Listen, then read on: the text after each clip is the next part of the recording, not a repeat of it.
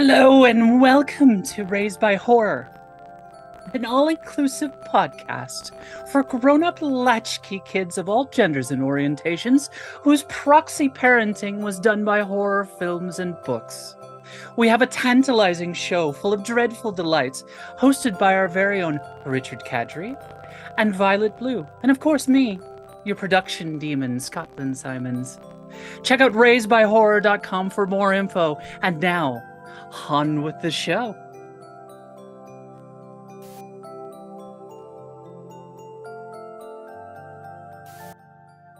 Hello, everybody. Hello. Hi.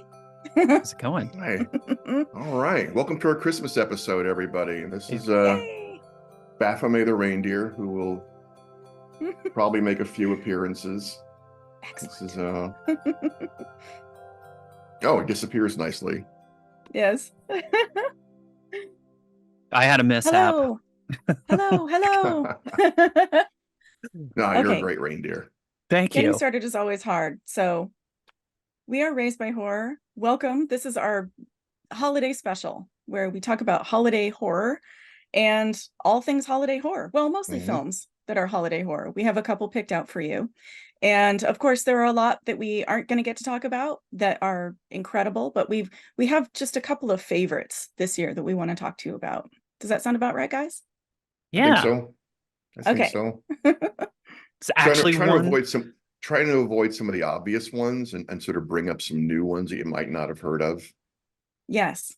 And cast some in sort of a new light as well that I think people might have overlooked. There's even ones that I like, which is saying something. It's pretty All right. awesome.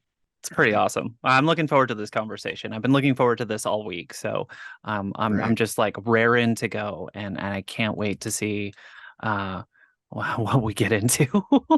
Me too. So Well, I want to I'm ask. Yes. Oh, go ahead. Oh, I want to know. I mean, because we've been super excited about this episode for a while, and we've been planning it like crazy, and everything down to the backgrounds. Which, by the way, my background is amazing, and Richard made it. It's from his Pulp Sabotage series, which is fantastic. Thank you. Yes, I love it. But what I'm curious about is because I was super excited to do this episode because I love holiday horror. Like I love everything about Christmas horror. And but why is that? I feel like it's a thing and a lot of people really like holiday horror, and there's so much attraction to it. There's for a lot of different reasons, and I want to know what you think is the reason people love holiday horror. Richard, what do you think?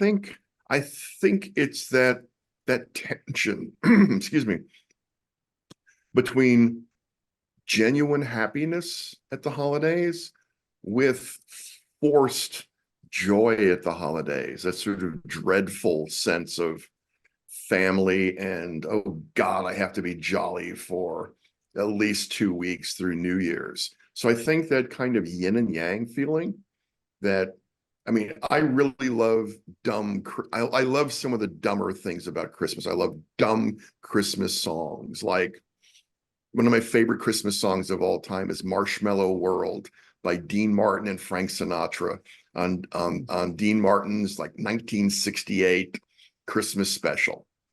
And it's so dumb, and they're both drunk, and it's just brilliant.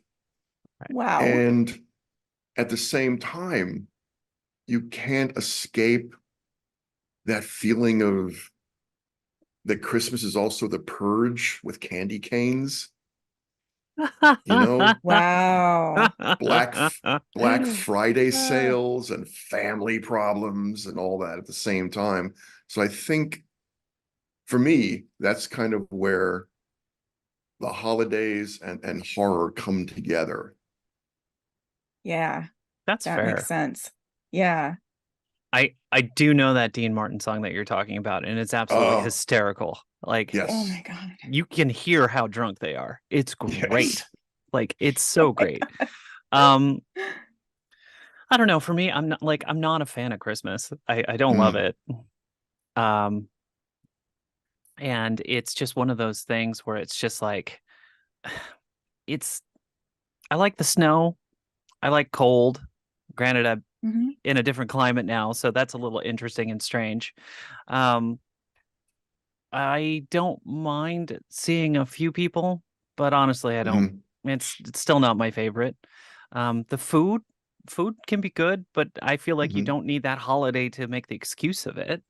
So it's kind Mm-hmm. of like, no, I'm not into it. I'm just not. I'm not Mhm. into the kind of forced happiness.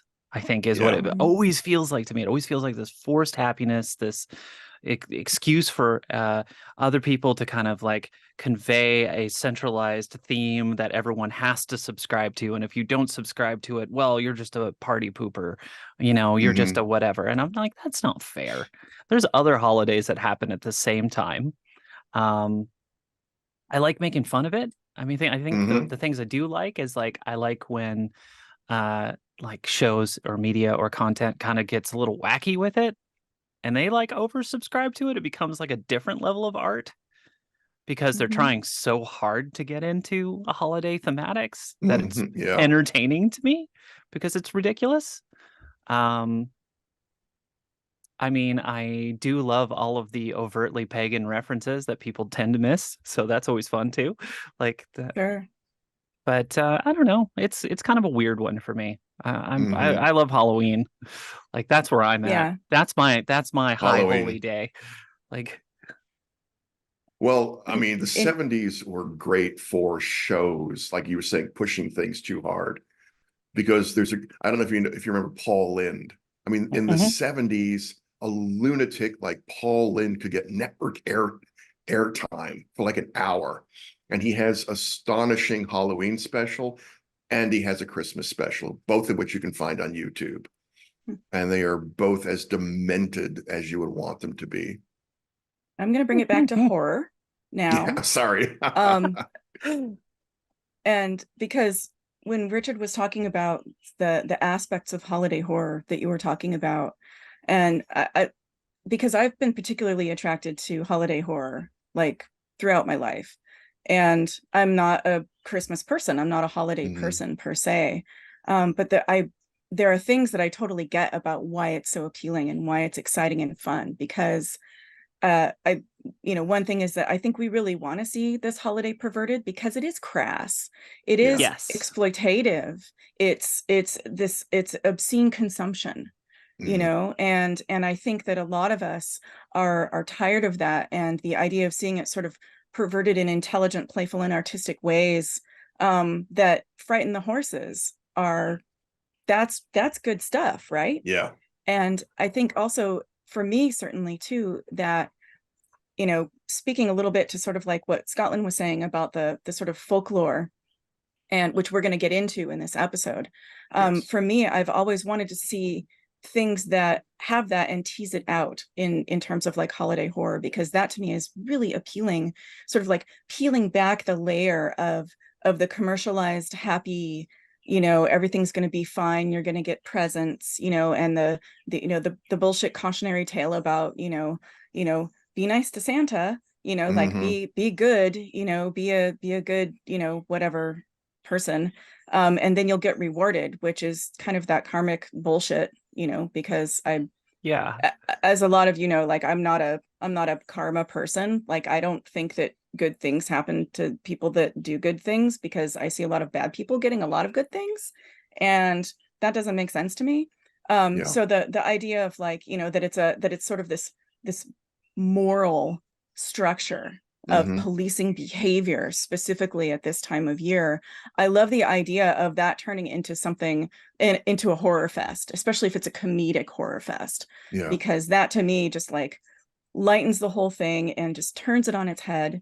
And the folklore aspects of it, like the mythological aspects of it particularly, are something that I, as a folk horror fan, I am overjoyed when I see things that have Krampus in them or things like that, because Hmm. that reminds us of the roots of where these myths and fables come from. And that to me is they're ugly, they're not pretty, Hmm. um they're difficult, they're challenging, Hmm. and they fly in the face of the Coca-Cola Santa. And I you hate, know, oh, I hate right? that We all Coca-Cola do. Santa so much. I think we I all do. hate him. And just seeing that perverted is fun. It's really, really fun. And lastly, I'll try not to like soak up too much of this space, but I feel like a lot of people end up going to be with family that they don't want to be with on the holidays. That. Yes. And it's a type of torture that and dread. So a lot of people end up dreading the holidays while everyone's like, oh, it's gonna be fun and happy. And aren't you going to be happy to see your family? And a lot of people are not. No. Or they're afraid, or it's going to be terrible. And I feel like I can really empathize with the person who has to go into these situations and feels trapped in these situations and is you know, praying for the evil Krampus to burst in through the window with an axe and chop up the tree and like make everybody run and scream, you know, anything to end it, you know, just like I totally relate to that. So I think that there's a catharsis in holiday horror that I think is so healing, and it's so good for our mental health at this time of year that I'm not surprised that it's such a cult thing, and it's why I seek it out, certainly. I mean, my background even gave up on the whole holiday as well. So, you know, there's that. And it might just continue to devolve while it's going, I'm just going to roll with it. I'm just going to roll with it and hope for the It's best. very Christmas. I'll just, yeah, see, it's appropriate. I'll just kind of lean this way and you can't see it.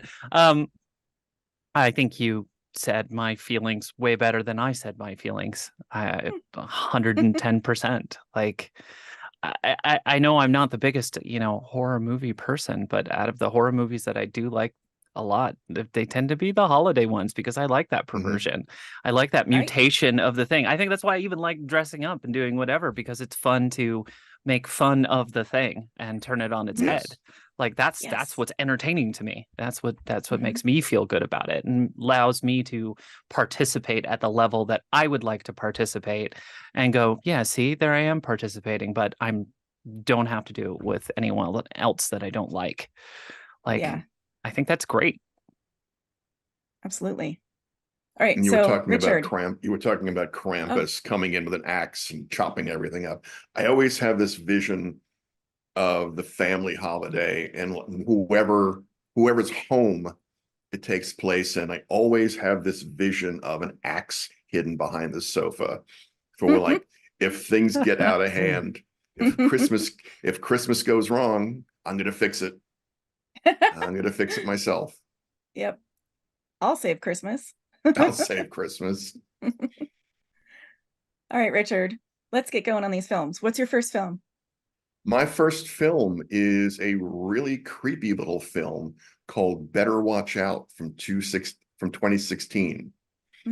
It's creepy in a way. There are no monsters. There's nothing supernatural. It's sort of Christmas meets the bad seed in a way. We have two teenage boys at the holidays with their babysitter in the house, and they stage a home invasion. A masked intruder breaks in and wanders through the house with a shotgun, menacing the place. And the lead boy, Luke, and the babysitter, who was a couple of years older than Luke, maybe actually about 4 years older, hide in his bedroom closet as the home invader stomps around with his gun and his mask. And when he finally gets into the bedroom where Luke and the babysitter are hiding, they're really scared, and they're in it's one of those closets with slats so they can actually see out. And what the babysitter realizes is, wait a second, the home invader has one of Luke's masks on. That's not a home invader. That's his stupid best friend who's faking a home invasion. And what you realize is that Luke has set this whole thing up to try and set up a tense situation so that he can seduce his babysitter. Ew. It's really, it is. I said it was creepy, and Yeah. it really is. And of course, when that goes wrong, then Luke freaks out. You know, he seems like a normal kid at the beginning of the movie, but when that doesn't work out, he knocks out the babysitter, ties her up, Ugh. and then plays a series of really cruel mind games. Oh, wow. It's that young toxic masculinity. Yes, Oh. very much, very much. That's the bad guy in the film. You know, That's the cliche of the serial killer who kills the neighbor's pets and dissects them. You can see Luke as that kind of kid. I mean, Wow.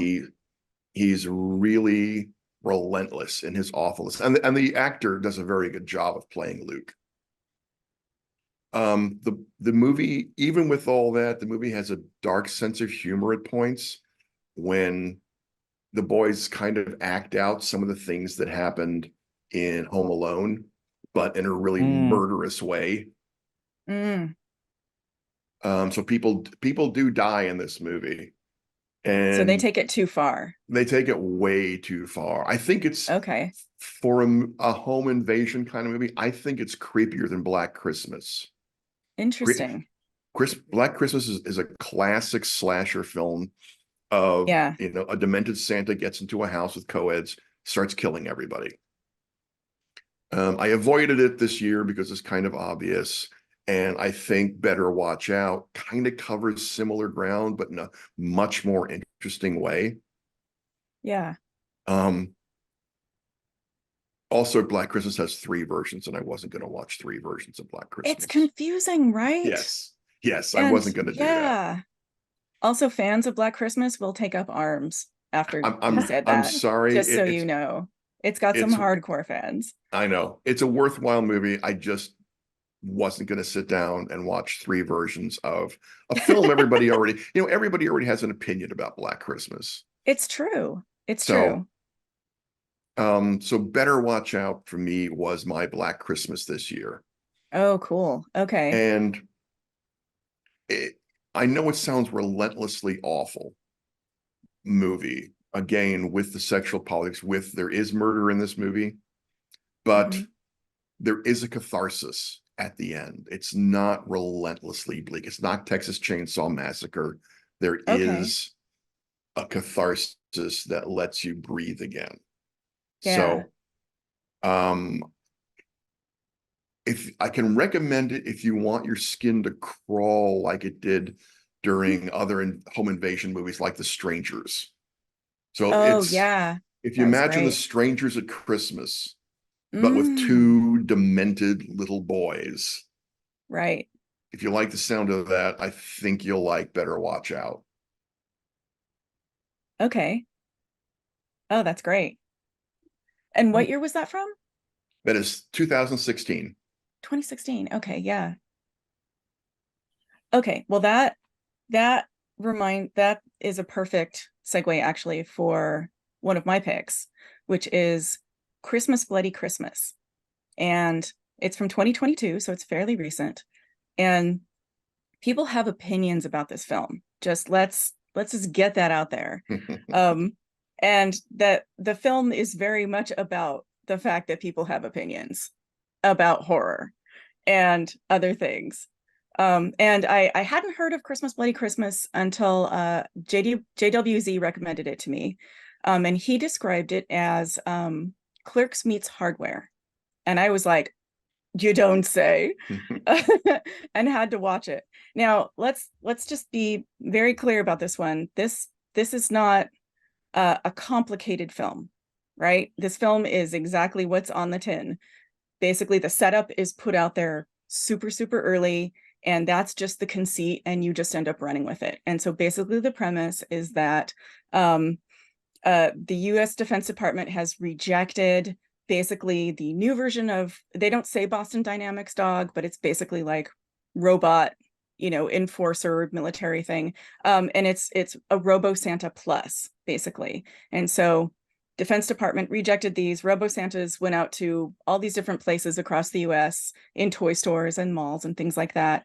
And right as the film's beginning, we get these really, actually the intro is really cool because we get these great vintage looking, like VHS vintage looking commercials for holiday horror-esque things. Yeah. And one of them is the recall of the Robo Santas.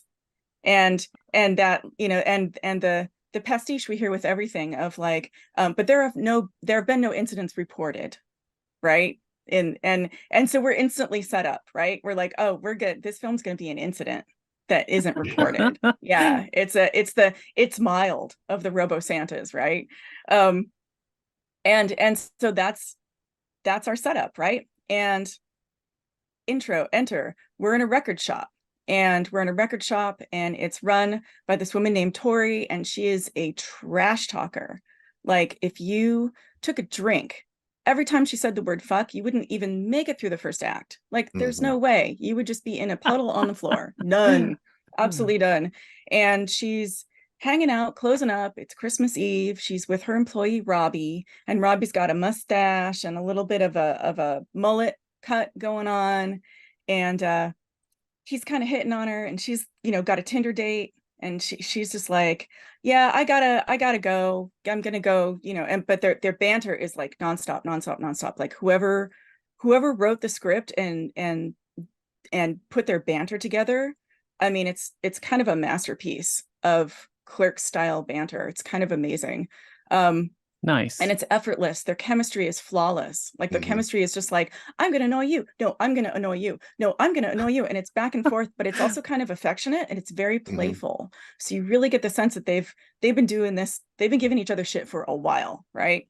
And she's like, her whole thing is like, I just want to go get laid. It's Christmas. I just want to go get laid and then go home and drink and go to sleep. Right? Like, I just want to get fucked up and go to bed is her whole thing. And he's like, well, let me see your Tinder date. Let me see. And he's like, oh. And then he brings up her Tinder date on his phone on YouTube, playing soulful music on a guitar. And he's like, he's got 4 kids. And she's like, why do you have to ruin everything? Anyway, so they keep going. He's hitting on her, right? And she's like, get fucked. There's no way.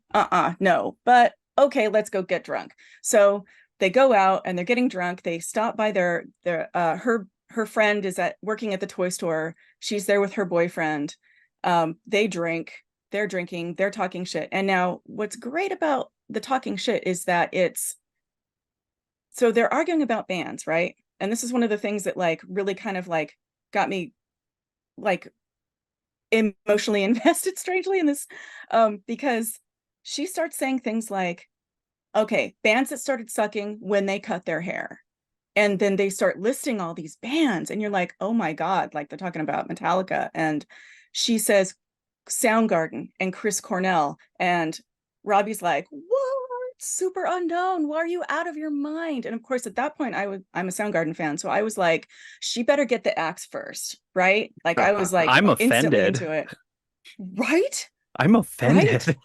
And I think, yeah. And so, and everything that they're talking about just goes like this. They're just constantly, they're drinking, they're getting high, and they're arguing, and they're fighting, and they're flirting, no matter how much peril they are in, right? So they go see the friends at the toy store. They leave. Those friends are going to bang, and they do. And Tori and Robbie go off to the bar to go close out the bar, basically. And then Robo Santa comes to life. And of course, their friends are banging in the toy store when this happens. And that's when we see one of the first kills in the film, which instantly sets the stage to let you know that all of the gore and the pyrotechnics and everything is over the top. It is not supposed to be realistic. This whole thing is just a fun movie. It's a fun drinking movie. It's dumb, but it's smart at the same time. And it's endlessly entertaining, like the entire time. Even as Robbie and Tori are wasted and walking back to her place where they're going to do it. And Robo Santa is meanwhile like now rampaging through the town, and they're arguing about horror movie sequels and which horror movie sequels were the best ones. And like, you're wrong. No, you're wrong. And she's like, take it up with HR, bitch. She's his boss. And you're just like, the whole thing is just like adorable and amusing and strange. And also, it's filmed in 16 millimeter. Sweet. And yeah, the whole thing is filmed in 16 millimeter. And all of the lighting, when you look at it, you'll realize all of the lighting is red and green. It's all Christmas lighting. And it's as you get into the second act, it's completely just psychedelic after a certain point. And you're like, it's a I love it. strange trip. And then particularly charming to me was that, yes, they did have sex, and it was completely adorable. And it was absolutely just like sweet and ridiculous. And he was like, he's like, I'm gonna go down on that like a Tyrannosaurus. And she's just like, oh my God, someone kill me. Like, and you're like, yeah, someone, yeah, kill him, please. And then at one point too, like, he's like, after they bang, he like hops up in the bed and he turns around and he looks over his shoulder and she's like, I'm getting a drink, but are you inviting me to peg you? And he's like, oh, I'm inviting you. And you're just like, what? Oh my God, what is even going on with this film? Then yeah, you gotta love it, right? You gotta love it. Anyway, you kind of know how the rest is gonna go. Robo Santa is on a rampage. Robo Santa can't be killed. Robo Santa, is basically the home invasion. And we see a whole lot of people get killed. The cops show up. Tori gets away. The cops don't believe her. She's completely gaslit. And then it ends up, going toward the finale that is going to happen. And it's again, it's hardware. It's not Terminator. But it's fun. It ends in the record shop, of course. And you really get the sense that this was more of a film about relationships and also about someone's love for just this kind of like B-movie exploitation schlock, but without the exploitation, the sexual exploitation that you expect, right? It was really fun. And it was originally supposed to be a remake of Silent Night, Deadly Night, which I think is really interesting. Oh, I didn't know that. Yeah. That's interesting. Yeah. Did you see it, Richard? A long time ago. I don't remember. Okay. I don't Okay. remember. I mean, I don't remember it well, but I know I've seen it. Okay. It's just a fun rock and roll holiday film. It's not, it's like you were saying about the previous film you're talking about. It doesn't end on a hopelessly bleak note. Yeah. It's definitely for, it's for adults, because it's just lots of trash talk, lots of potty mouth. There's sex in it, and it's not terrible sex. It's not moralistic sex. No one dies because they enjoyed sex or anything like that. And it's just kind of a fun, dumb slasher film without a lot of the trappings that I think really are bummers about slasher films. So that's my pick if people want to watch something fun and just ridiculous. Yeah. And good luck if you make it a drinking film, because not gonna happen. See, that's one of the things I thought about it. It is, I think it's a group film. Yes. I think it'd be really great with a bunch of people, so you can scream at everything that's going on. Oh, totally. And virtually great together too, yes. For everyone who's doing COVID safe Christmases, like all of us are. Absolutely. It's definitely the kind of thing where you would get on the phone with your friend and click play and have a drink and just be like, what are we even doing? And you mentioned the sex earlier and like it not being exploited. One of the things that impressed me is there are 2 sex scenes, but it's not like about boobs and stuff. It's just drunken fun, but people, it's not like, oh, this is a B movie, we have to have a lot of boobs in it. It's not like that at all. It's just drunk, goofy people messing with each other.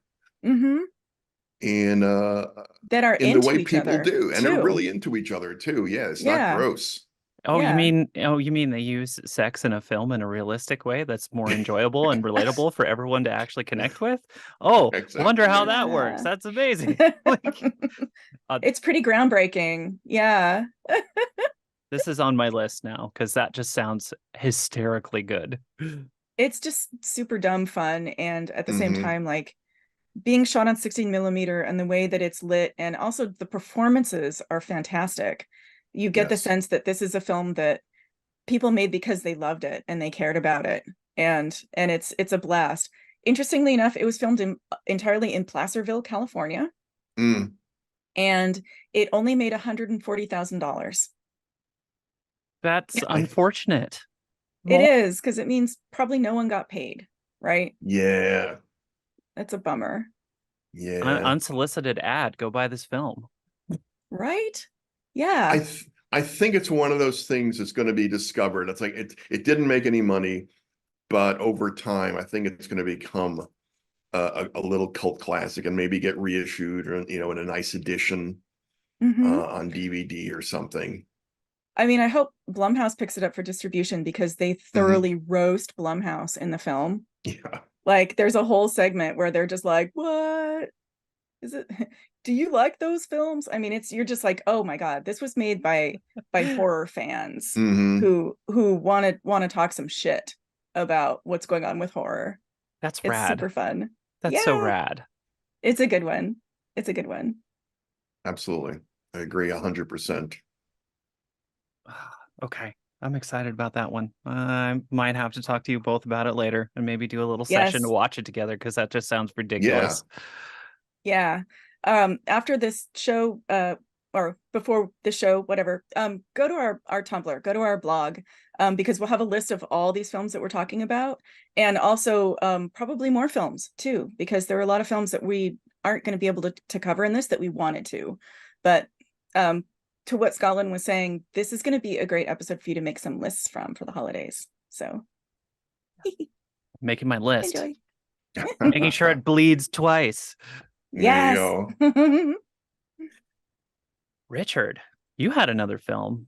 I do, from 2020. It's called Hosts, and it is from England.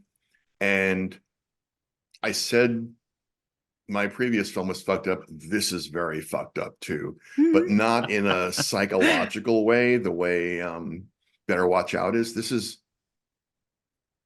is a toned down version of Evil Dead, but it told, if you can imagine Evil Dead in a realistic way at Christmas. So it's about two happy families getting together for Christmas dinner. And a lot of the opening is spending time with both families, establishing that these are genuinely good people who all love each other, and not in a creepy Hallmark way. They're just regular families with teasing, and the brother and sister of one family kind of get on each other's nerves, but it's okay because it's the holidays and everyone's together. The younger couple, Neil and Samantha, are as charming as anybody. But something happens. And it's never fully explained, but there's a kind of Evil Dead possession that happens to Neil and Samantha, where their personalities are erased and replaced with vengeful demons.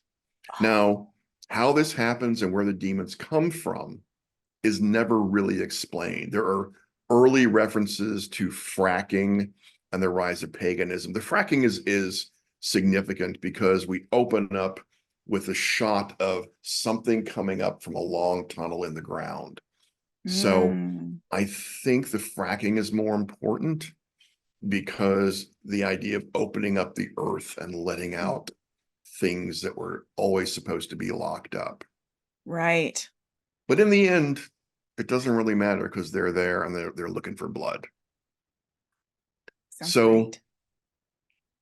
Everyone gets together. Neil and Samantha go to the older family's home to have Christmas dinner.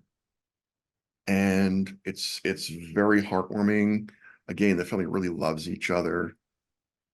The mother is having a heartfelt talk with her family. She's just gone through a trauma and is explaining how she's gotten past it, and things are looking better now. She's going to be fine. And the family is so happy and joyous and have all come together. And then Samantha, who is at the kitchen table, Neil is off somewhere, but Samantha, who's having dinner with them, pulls out a hammer and beats mom to death at the table.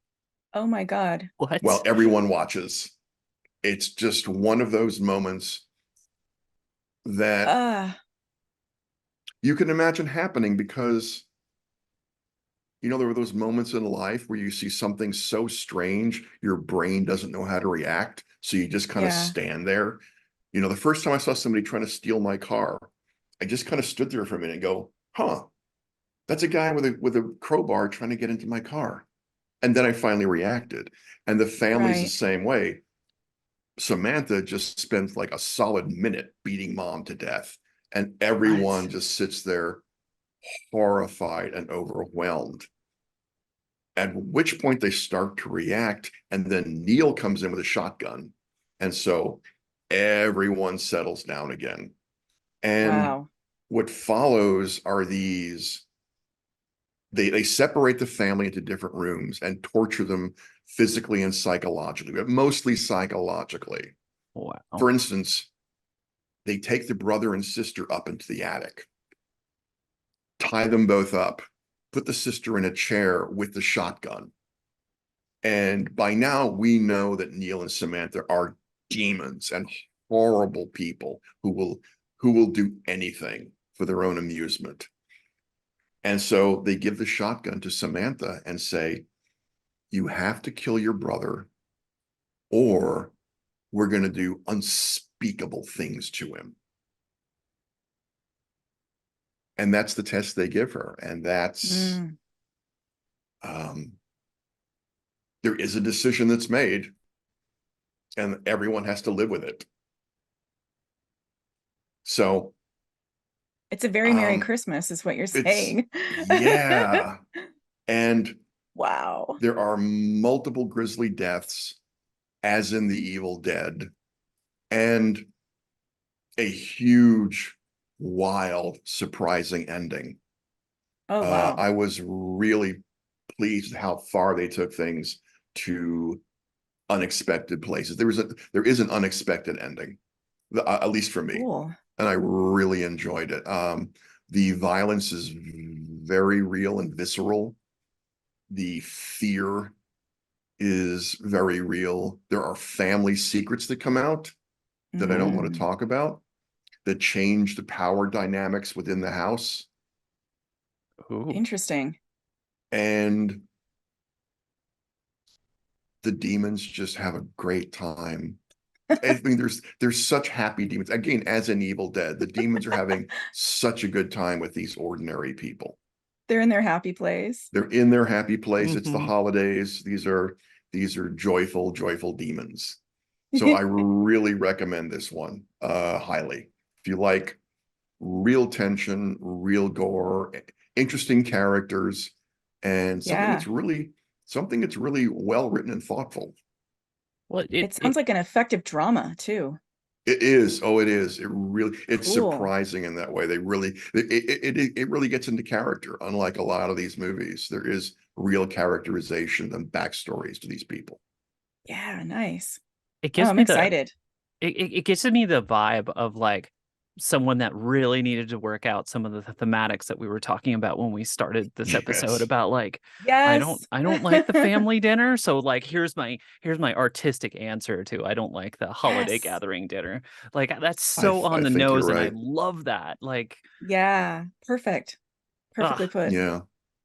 Yes, ah going mad at the family dinner and just doing Mm-hmm. something horrible. oh, that's Yeah. Absolutely. great. That's horrifically great. Right. Ah, Oh man. Okay. So, yeah. Ugh. So maybe this is a good time to take a break. Probably okay. we can pause ourselves here. We encourage you Hmm. all at home to this is a great time to get up, go get a beverage. It can be holiday themed if you want. Just, Hmm. make wise choices. Um, we probably have. I don't know. But we're going to take a quick break and then we will be right back.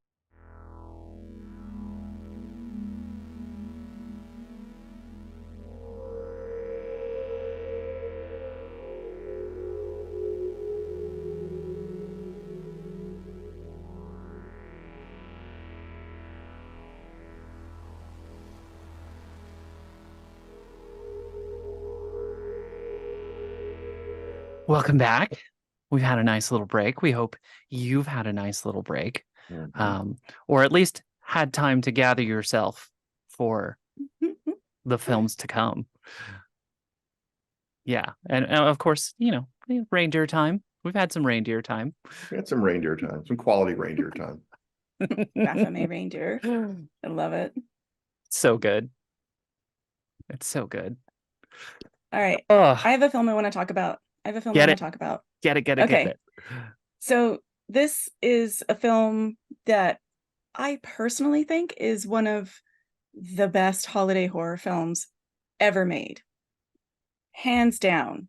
And I mean, I am a fan of every aspect of this film. And I know a number of other people are too, but it's not something that a lot of people have seen, I don't think. It's called Rare Exports, and it was made in 2010. It's a Finnish film. It takes place in Finland, in the Lapland, in the far north.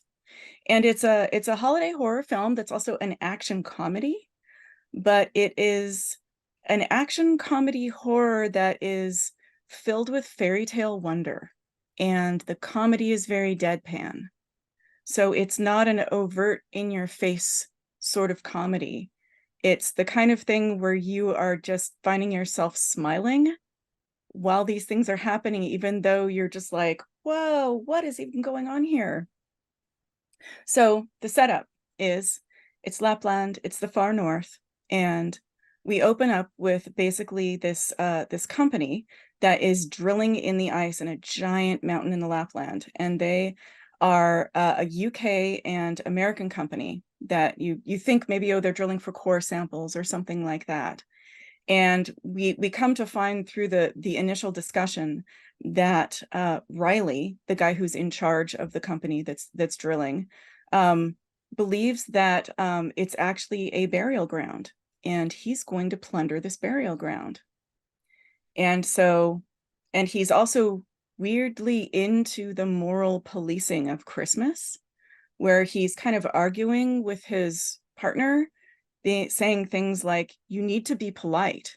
You need to tell the men not to use swear words. This is Christmas. And you're like, okay, buddy. Gross. Gross. Yeah. Yeah. And he's kind of got the vibe that reminds me of the priest from Raiders of the Lost Ark, right? He's got that kind of a vibe. And you're like, this is kind of oogie. And they lay charges and they start to blow up the mountain. And while they're blowing up the mountain, we sort of pull back and we see that there are two young boys watching them. And that's Juso, who is our protagonist, and Patari. And Patari is the older one. He's kind of like, he's a boy turning into a man, but you can tell he's like trying way too hard because he's still too young. And he's just like, yeah, I'm the tough guy kind of thing in the friendship. And Juso is the younger one, and he's sort of the softer one. And he's, you can tell he's kind of the pushover. He's probably the shy one, the butt of everyone's jokes.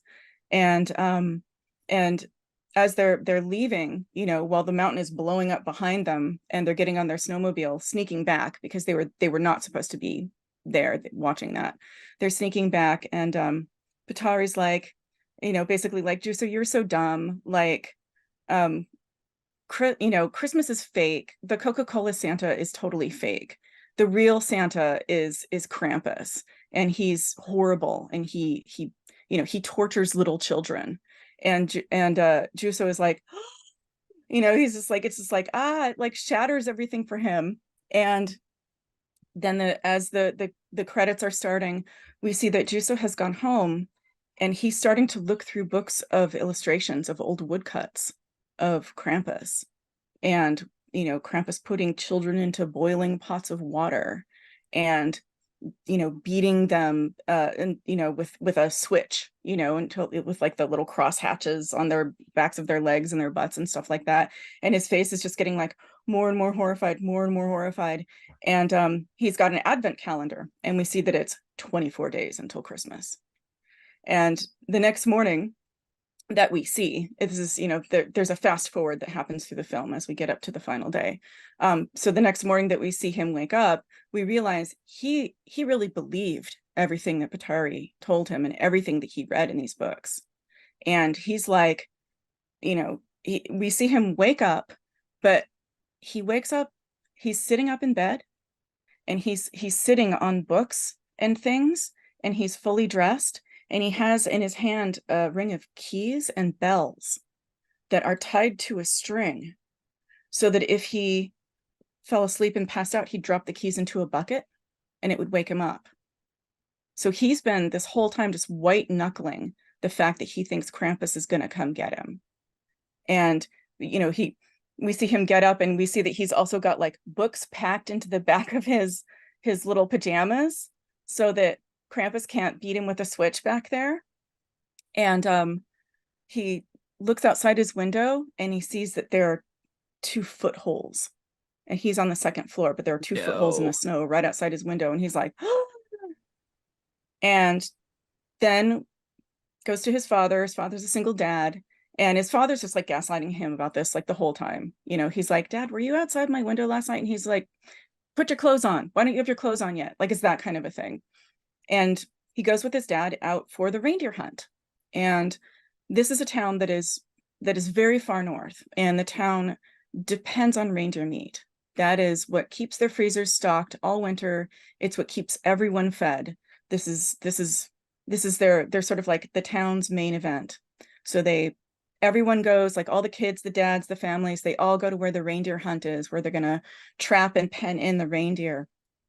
And they all get up there and they start to see the reindeer coming, and they're like, yes, we're going to have meat in our freezers this Christmas. It's going to be so good. And then there's only a couple of them, and they're like, what is going on? And so they go and they look over the ridge, and it's just carcasses. It's just all these reindeer carcasses, and which I found out later, 198 carcasses to be precise. Hold that thought. So they're like, the townsmen are like, it's wolves, the damn wolves. Like, we got to start setting traps for the wolves. And they're despondent because they're not going to have food for the winter. They go back to Patari's house, or they go back to Juso's house with his dad. And Juso's dad sets a trap, which is basically just a pit with stakes in it and branches over it and a pig's head. His father is the town butcher, and his father has a slaughterhouse that's adjacent to their house. And next morning, Juso wakes up and he sees that it's the head is gone and something's fallen in. And he goes out there and he's like, Dad, the trap. And goes and gets his dad. His dad comes back and there's a person in the trap. In fact, it's a very skinny, just sort of desiccated, filthy old man with long, stringy white hair, and he's really gross. And he's like, the dad's like, shit, I killed somebody. So he calls up his 2 buddies, who are his hunter buddies, and they tell Juso to go inside. Juso goes inside, and Juso starts like getting worried about his friends and what's going on with his friends and stuff like that. And so he's starting to, you can see he's got a little list of friends that he's calling, and he's like calling their moms, and he's like, hi, is so-and-so home? Oh, he's not. Well, okay. And, crosses that name off the list and then goes to call the next one. Meanwhile, the hunters, the trio, the dad and his 2 buddies, take the body back to the slaughterhouse. And they're like, what are we going to do with this guy? Like, who even is he? Like, is someone going to miss him? And then he wakes up and he's not dead. And he kind of like, he like scrabbles around and he bites one of the guy's chunk of his ear off. He's like, very violent. He's a very violent, gross, skinny old guy. And they're trying to like get him to talk. They're trying to, and it turns in sort of like to this comedic, like the trio is, they're trying to be bad guys. They're trying to be like, give us money, and they're trying to like, speak in English, and it's very bad English. And they're trying to do tough guy English to like get this guy to talk and give him some money, or like bribe him or something like that. Like they're trying to extort him somehow.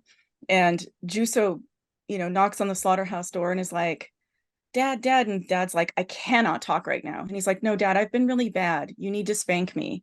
And his dad's like, wait, what is going on? And he comes outside and Juso's like, I was really bad. I went up to the mountain and now all my friends are gone and I'm really worried and I'm really scared.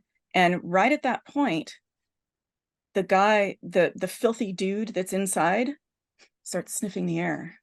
And he's like, and he smells Juso. And they cannot hold him back. They're doing everything they can to keep this filthy, naked man who's just like, must have Juso. And that's when they realize something is deeply wrong. The sheriff shows up the next day, or no, actually that evening, and is like, what's going on? And they're like, oh, nothing, totally nothing going on here. Nothing. And the sheriff's like, that's good, because there are weird things going on in the town. And they're like what? And the sheriff says, well, everyone's had their furnaces stolen and their radiators and their hair dryers and just every heating appliance, every appliance that heats things up is gone.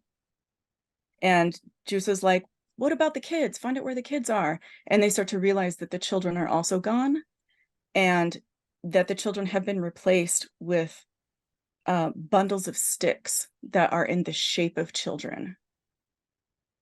And here's to where we really start getting into the folk horror roots of Rare Exports, which Rare Exports is entirely a folk horror story. It's actually about the legend of the Yule goat. And in the tradition of the Yule goat, which way precedes the Coca-Cola Santa, is the kind of original Santa so the Yule goat was actually like in the legends was buried in the actual mountain that is in Rare Exports that they're all talking about, which I thought was really interesting. But this is the kind of Santa way before the Santa that, Western people are familiar with. This is the Santa that would come to town and demand gifts. He wouldn't give gifts. He took from you. He was a taker, and very, very the opposite of the happy, joyful, jolly old Saint Nick sort of a thing at all. This was a legend to be feared, and that's the Santa that we're talking about in this film. So the hunters, they decide that they've caught Santa, right?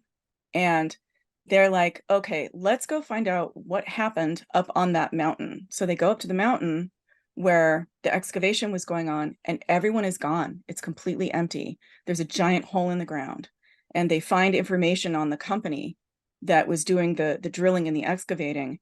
So they go back, they dress the old man who is hanging in chains. They wrapped him up in chains. They dress him up as Santa, and they call Riley, who was the guy in the beginning of the movie, who was the one who was like, don't swear. He was the one who was going to plunder the gravesite, right? And they're like, we have your Santa, give us money. And he's like, you have Santa? And they're like, yes, we have Santa, we will give him to you. We want, and they're like, they choose some ridiculous amount, like $85,000, and they're like kind of jostling each other, like, wait, what? Is that enough? I don't know how much that is, and they take this Santa, they put him in a cage, they put him on the back of a pickup truck, and they drive to meet Riley at these hangars, these giant airport hangars. They get there, and Riley comes out, and he gets up to the Santa, and he gets up to the hunters, and he says, that's not Santa. And he starts backing away. And you're like, what's going on? And they're like, yeah, it's Santa. Give us our money, man. And he's like, this isn't Santa. This is one of Santa's elves. And everyone should smile right now and be very nice and be very polite. And no one should use any profanity. And of course, the hunters are like, the fuck is wrong with you? And they start arguing with each other. And then all the lights go out, and all of these old men, like the one in the cage, descend, kill Riley. And it happens very, very fast. The hunters and Juso run to the nearest, biggest hangar that they can find. They run inside, they shut the doors, they turn around, and there is a giant block of ice with two huge horns coming out of it, like the block of ice is the size of the hangar.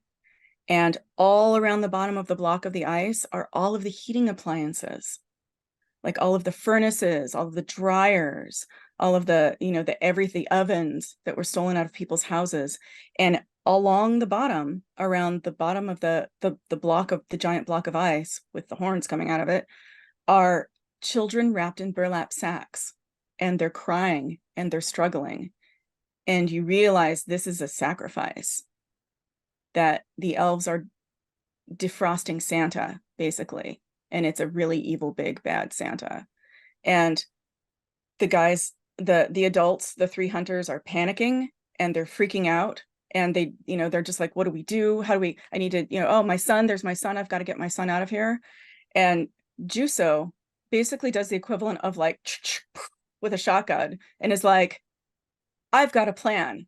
And you're like little softy Juso, right? Like, he's like, this is what we're going to do. And he hatches this crazy plan, this chaotic plan, where he is basically bait for all of the elves.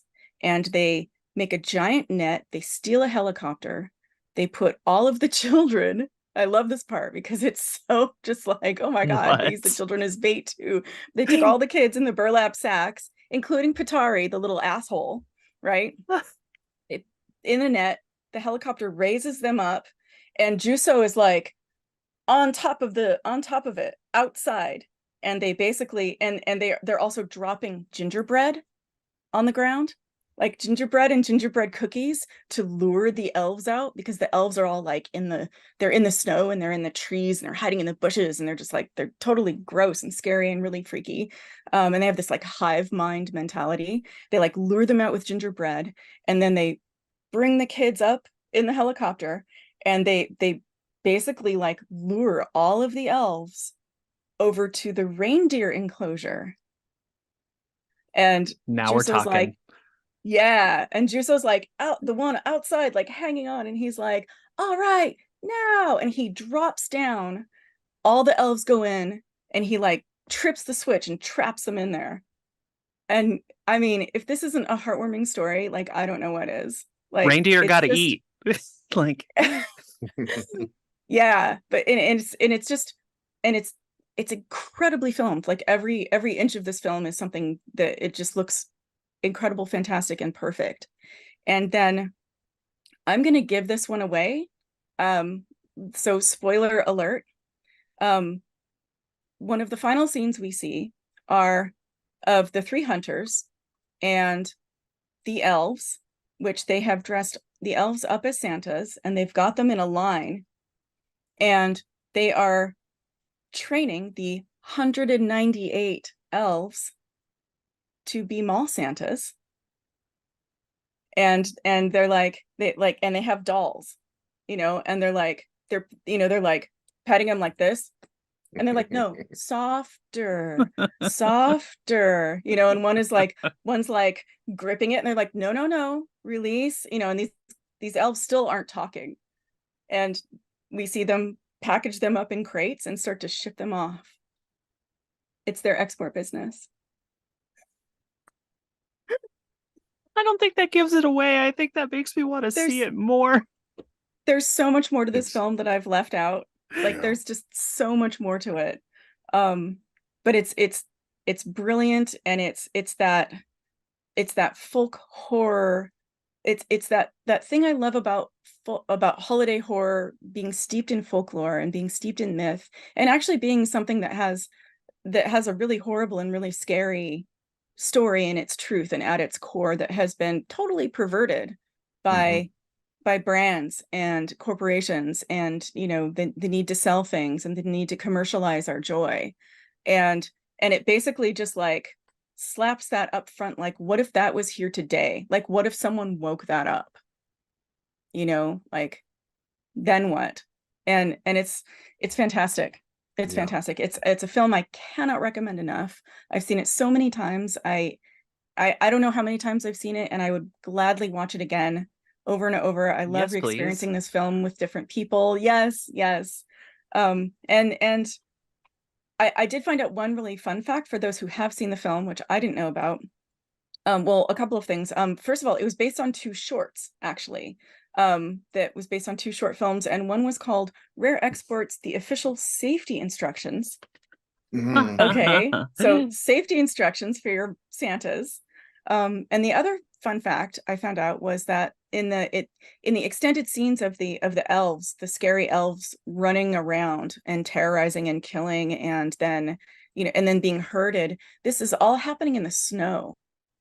And this was all filmed, if not entirely on location, then definitely it was in Finland, and it's the trees, and it's snowing, and there are lots of night scenes, and these guys are completely naked the whole time.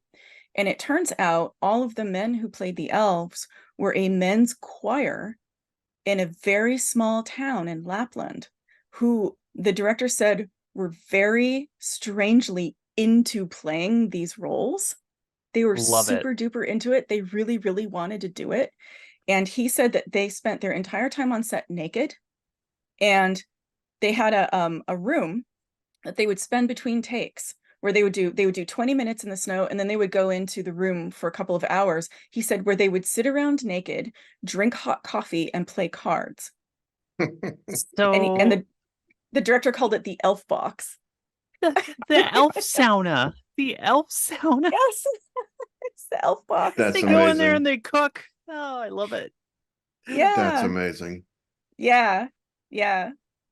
I did So enjoy the fact that because it was a Finnish film, it has that Scandinavian openness, yeah. that when you had 100 old men, they were naked. This wasn't CG.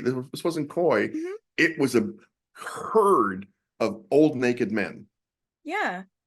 And it's a comfort with nudity and sexuality Mhm. that does not exist in the United States, Yes. period. And I read a couple of interviews from clearly American journalists that were just like, oh my God, there were naked men in it. And I was just like, I want to strangle you, person who had this amazing opportunity to interview this brilliant director about Mhm. this utterly fascinating film that I will never stop talking about. And all you could do was fixate on your own bullshit, your own baggage about naked male bodies. I was Yeah. just like, what a wasted opportunity, you know? But yeah, it's just, and that also adds to the fact that this film feels viscerally real in so many Mhm. ways, even though it's, clearly a fairy tale. Or is it? That's the Yeah, there's question. so much in this film that makes me want to see it. Just even being little baby bat. I mean, look, anything that's close to my reindeer heart of Yes. reindeer getting theirs, I'm 100% subscribed to. Yes. So I'm here for this. We need to watch this Yeah. film, please. Yeah. I still have questions too. Like Oh, learning about yeah. the 198 reindeer and then the 198 elves. I'm like, wait a minute. What Does is that that all mean they about? were? Yeah. I don't know. Ah, I know that there was talk of a sequel, but that never came to pass. Obviously, the film was in 2010, but Yeah. I think it's never too late for a sequel for something like this. Obviously, I like mean, it maybe could we have some time. extrapolate. I mean, you can't kill a Santa like that by blowing it up. Like you just can't, you Right. know? How did it end up in the ice cube in the first place? Well, I believe it was banished or Yeah, I somehow, think it right? wasn't trapped a long time ago. I think the I people think so. Yeah, I rebelled think that's against it. Man, yeah. so many questions. Yeah, Okay, I and got to watch this film. It's on my yep, Yes. notes. I'm ready to yep. go. I'm very It's excited. fantastic. Ugh, so good. So good. So, Yeah, I think it's my favorite. It's my favorite of the holiday horror films.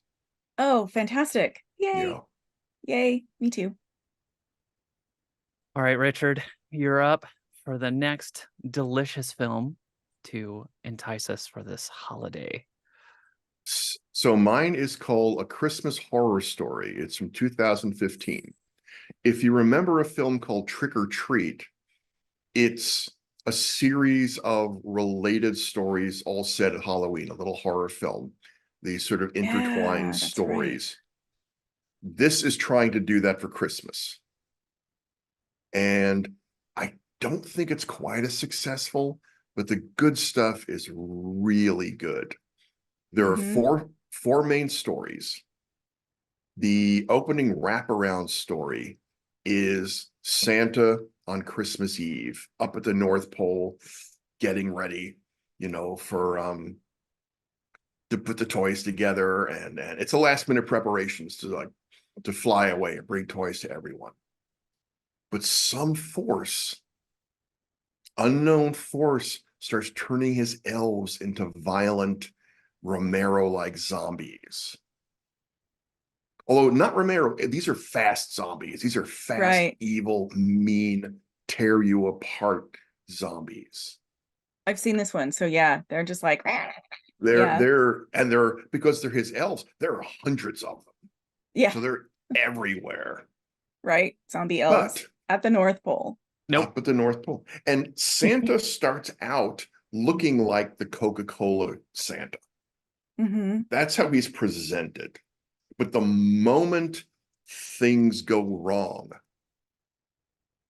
Santa just strips down to his fighting Santa.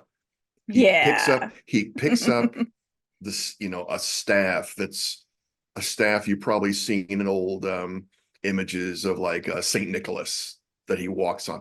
This Santa has a staff. It's a big golden son of a bitch, and he sharpens it, and that's his weapon.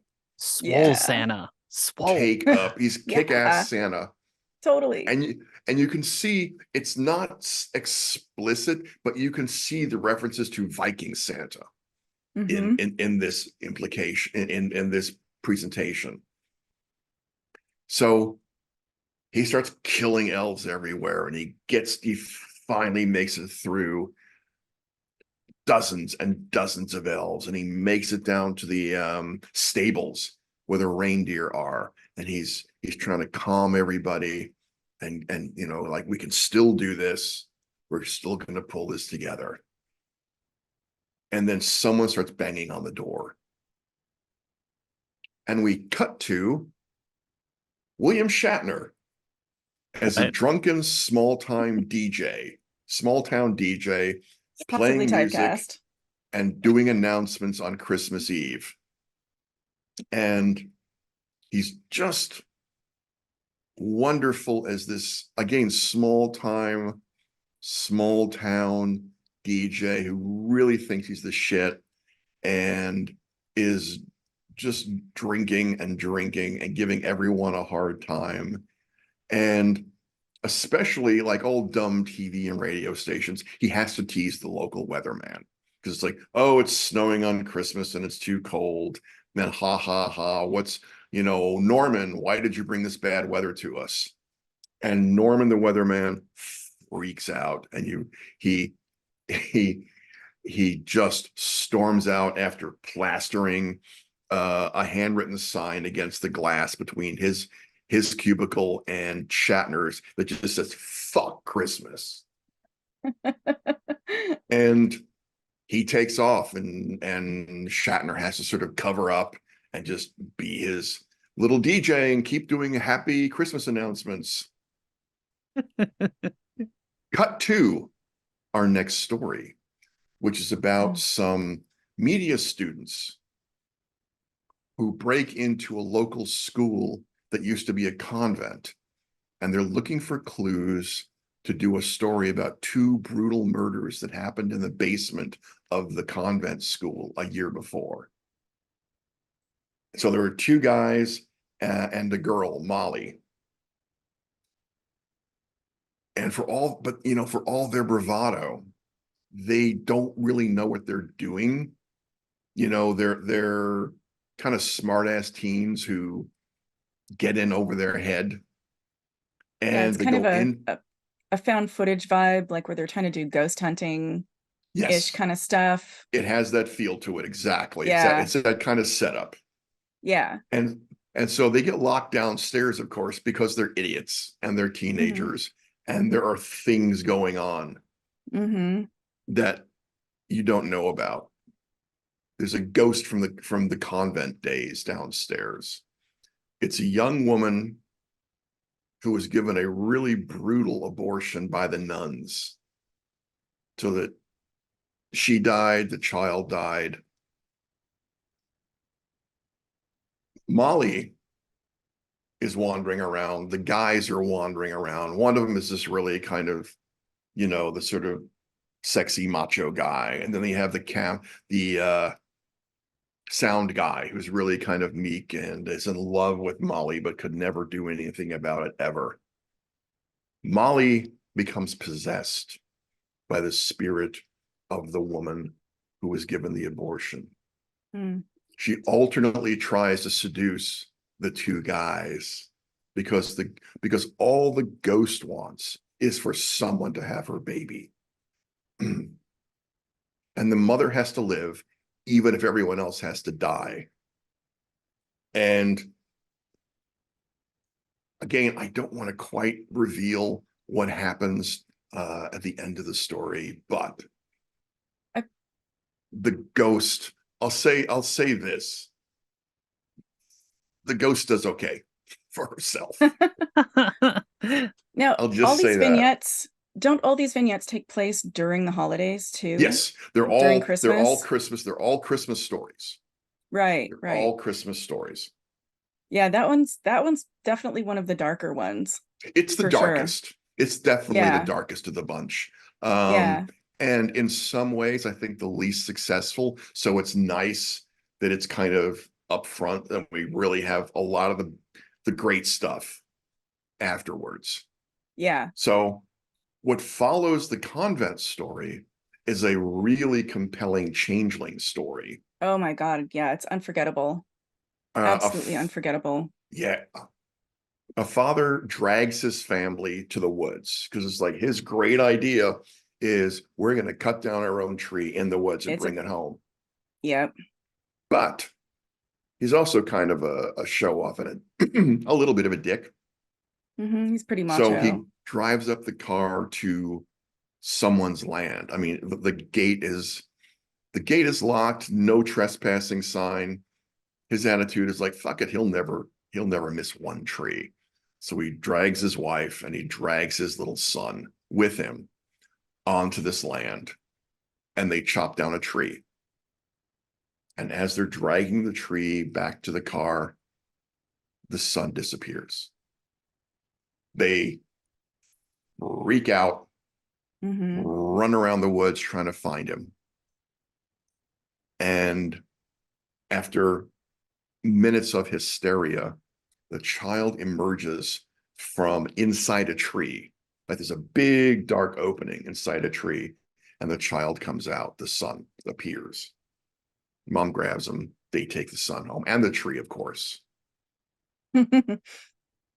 And they set up the tree, and it's all family happiness. At least that's what the father thinks. What the father wants. The moment the son gets home, he's different. Yeah, we start seeing signs that something is not right with this kid. Yeah, he is so hungry. He is so famished. He will not stop eating. They give him spaghetti for dinner, and he will not stop eating. And his mother tells him to slow down. You can't eat that much. You're going to get sick. Dad comes over, tries to take the food away. The kid stabs him with a fork in his hand. Yeah. The kid is not taking shit from anyone. It's a very tense story all the way through. It's beautifully told too. It's beautifully told. Visually, it has so much tension and suspense that, I don't know, describing it, it's hard to do it justice describing it, because it's got a rhythm to it that really makes you feel uneasy, and the performances are incredible. Yes. And as things start to go more and more sideways, I mean, it's clear that this is a changeling, but what becomes really the point of tension, at least for me, isn't necessarily as much that, but as much the story then becomes, how are they going to survive this thing that's in their house? Yes.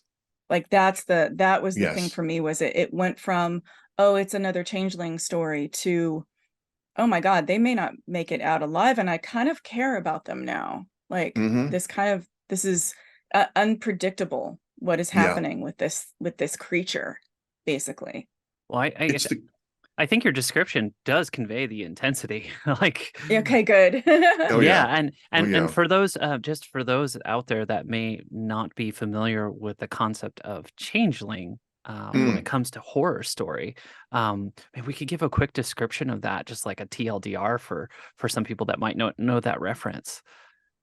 Well, a changeling is the child that the fairies steal and replace with a Hmm. fairy baby, Hmm. so that no one knows it. And so a human family raises a fairy child, Hmm. and it can kind of get things right, but you always know there's something wrong with the kid. Hmm. And And the motives shift from story to story. hmm but it's not the Ooh. happy fairies. It's not Disney No, fairies. it's No, the these are old, it's the Real fae fairies. culture. yeah, Yeah, it's the unseelie court fairies, not yeah, Disneyland fairies. exactly. The good fairies. The fun ones.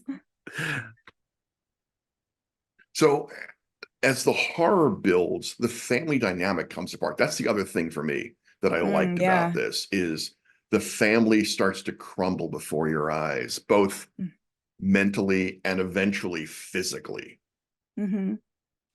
to the point where the mother has been in denial all the way through this. And finally, at a certain point, when horrible things happen, she finally gives in and says, "You are not my son," and tries to fix the situation.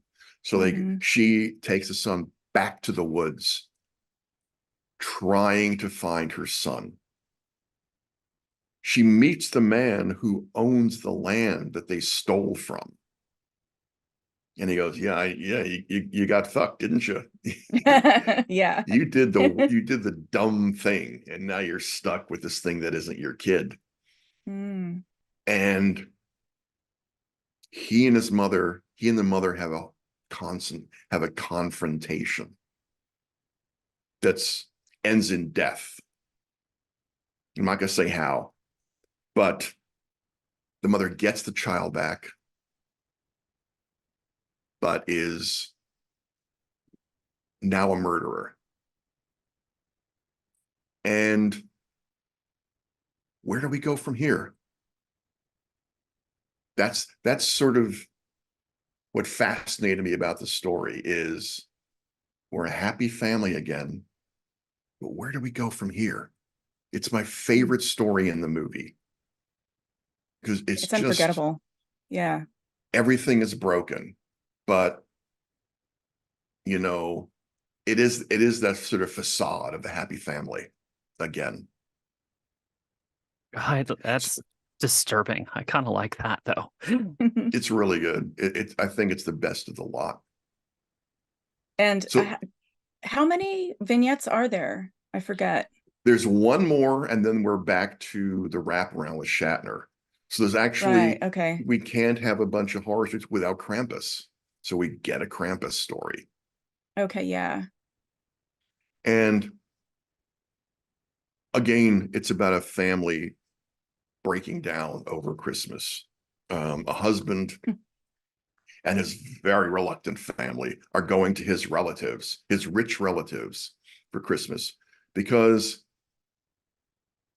as he plays it up, it's like, look, I got this business and it's a great investment opportunity. And I know I can convince them to give me money to expand. But the relatives are horrible. The matriarch does not want to see him, just tries to get rid of him and the family as quickly as possible. And when the son breaks a little Krampus figure that's sitting on a shelf, matriarch freaks out, throws them Hmm. out. And so they're back on the road again. But the car breaks down in the snow. And so everyone has to get out. They have to trudge somewhere. But the son is dragged off into the woods by something unseen. And what no one ever, we know Krampus has arrived and that everyone must pay for their sins. And I mean everyone. Because the mom has a secret, the dad has a terrible secret. The mother gets some redemption by trying to protect the daughter. The daughter manages to struggle her way back to the matriarch's house. And that's where we have the final confrontation with Krampus. And we know who Krampus is and how all of our sins have to be paid for. And it's a really mean, lean story. And I think it's one of the better movie Krampus stories. I've seen Krampus movies where it's just a big monster that wants to kill people. This is vengeful Krampus mixed with the idea of sin and having to repent in the worst way possible. So I like the idea of the broken figurine too, where it's like that one innocuous act just uncorks the genie from the bottle. Absolutely. And it's just it's the dumb bratty son who does it and is the first to disappear. Yeah, and you can't put it back. You can't fix this. You can't fix what's been undone. Right. So then we cut back. Then we cut back to Shatner and the weatherman story that wraps up the movie in a really funny and gruesome and awful way, because something terrible is happening at the mall. At the same time, at the North Pole, Santa is fighting off the most terrible thing, the thing that is trying to break into the barn and take him and the reindeer down. And we learn the secret of Santa in his barn, and we learn the secret of the weatherman, what hating Christmas means, and how it wonderfully destroys the world in a way, or a small town at least. Yeah. All the while, Shatner is back at the radio station getting drunk and funny and horrible and everything you'd want an amoral Christmas DJ to be. And I have to say, whatever your feelings for William Shatner as a human being, he is incredible in this movie, because he just sits there, doesn't move. He's just at his little DJ desk. So everything is him, his voice, and his drunken personality. And he's a really great way to hold these crazy stories together, especially the last one where he and the weatherman have a reckoning with the town. Okay, I'm into this. So it's a lot of fun. I think it's another one kind of like our earlier one where it's kind of a group movie, I think. Yeah. It's good too because it's all of these sort of like, it's like a collection of shorts. Yes. That are all somewhat connected in one way or another. So it's if you don't feel like sitting down for a full film necessarily, you know, or you don't feel like binging a series, this is like, it's like all these like little bites, little snapshots of stories. It's a horror snack.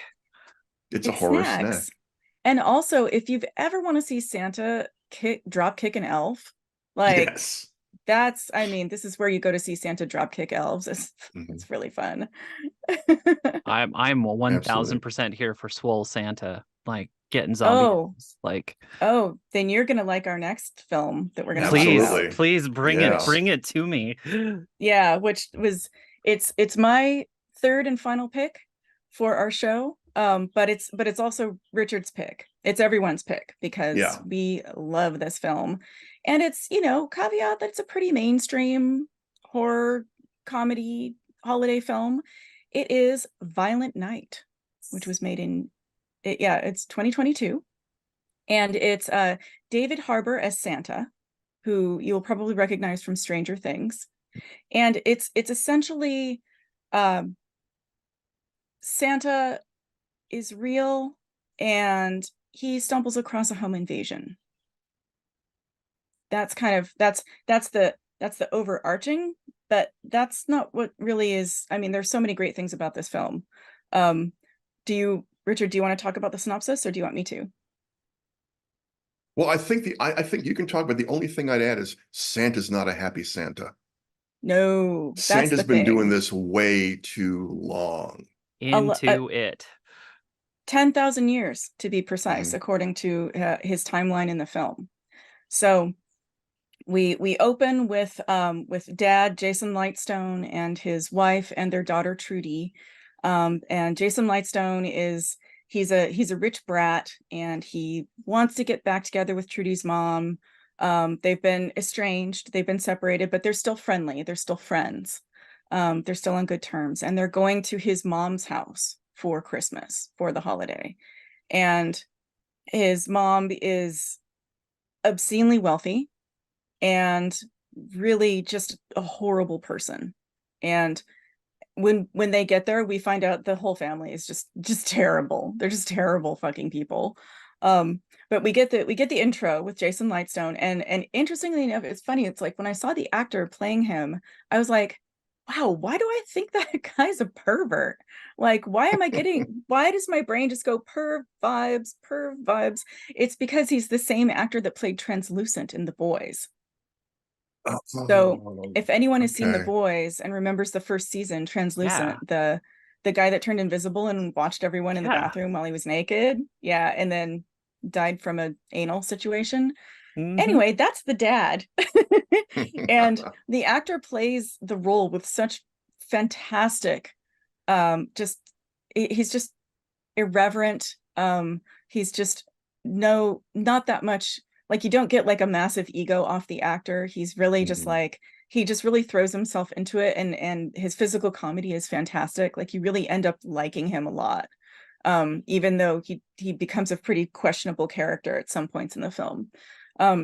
He's But weak anyway, so too. I think he plays him as a weak person, and that I found yeah, fascinating. He's a weak yeah, guy within his family, and he's weak to his wife. He's weak to the rest of his family. He tries to be good to yeah, his daughter, but and the actor plays that really, really well, not being unctuous. yeah. He Just also plays it as someone who's trying, who's mm-hmm, really just trying. He's trying, and mm-hmm, it's not a try hard situation. It's just someone who's just like fighting a bunch of internal character stuff, yeah. you know. But anyway, so we get the intro with them, and then we go to a bar. Santa's at a bar. He's drinking beer. It's getting close to closing time, and there's another Santa at the end of the bar, and other Santa at the end of the bar is like, late night, ho fucking ho, and they're doing the whole thing. And as our Santa, who is the first Santa that we see, is kind of doing some repartee and some commentary, he's like, yeah, I've been doing this way too long. And we really start to get a sense of, no, he's really talking about actually being Santa. And mall Santa is at the end cracking jokes about kids on laps and stuff like that. And this is the scene where we realize, like, he's really the guy. And he's like, I gotta go take a piss, see you later. He goes out and he goes up to the roof, and the bartender's like, you can't go up there, what are you doing? And she chases him up there, and there's his sleigh and there's his reindeer, and he's like, oh, you gotta crap on the roof like a bunch of fucking pigeons, don't you? Jesus. Like, he's like, you're just embarrassing me again. He's got this, like, he's like berating the reindeer, and the reindeer are like basically giving their version of a reindeer middle finger, I think. Like, they're just like, yeah, we're putting up with you too, bud. And bartender runs upstairs, and he knows her name, and he gives her a gift for her kid, I believe. And she's Mm-hmm. like, wait, what? And he gets on the sleigh and he rides away. And anyway, I'm not going to give away the rest of that scene. It's kind of gross. But Santa goes off, and the Lightstones make it to the Lightstone compound, for their holiday, essentially.